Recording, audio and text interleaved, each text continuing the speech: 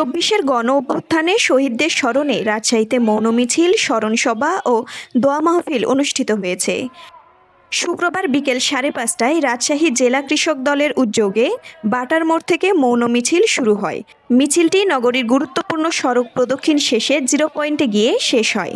এরপর সেখানে অনুষ্ঠিত হয় স্মরণসভা ও দোয়া মাহফিল। রাজশাহী জেলা কৃষক দলের আহ্বায়ক শফিকুল ইসলাম সমাপ্তর সভাপতিত্বে আয়োজিত সভায় প্রধান অতিথি ছিলেন বিএনপির জাতীয় নির্বাহী কমিটির রাজশাহী বিভাগীয় সাংগঠনিক সম্পাদক সৈয়দ শাহীন শওকত।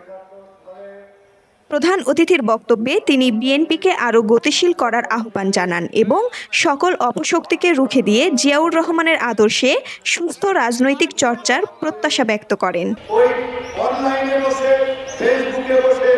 ঢাকায় বসে রাজকীয় হারে সরকারি প্রোটেকশনে তোমরা হয়ে গেছো নেতা, যারা ভুলভ্রান্তি করছো মাফ করছি।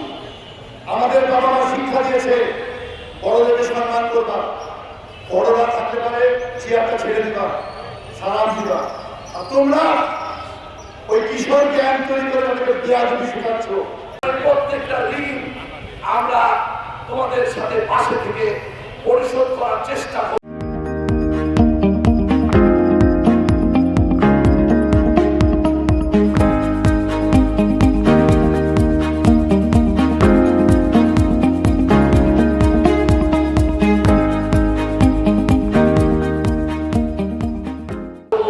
তোমাদের মনের কষ্ট এর সুষ্ঠু বিচার করে শেখ হাসিনার বাংলার মাটিতে দিয়েছে, বিচার করে তোমাদের মনের কষ্ট জানাতে হবে।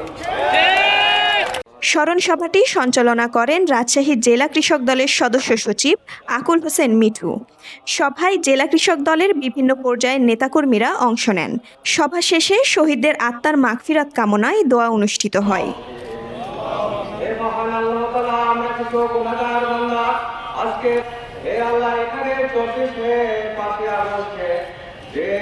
উত্তরভূমি, রাজশাহী।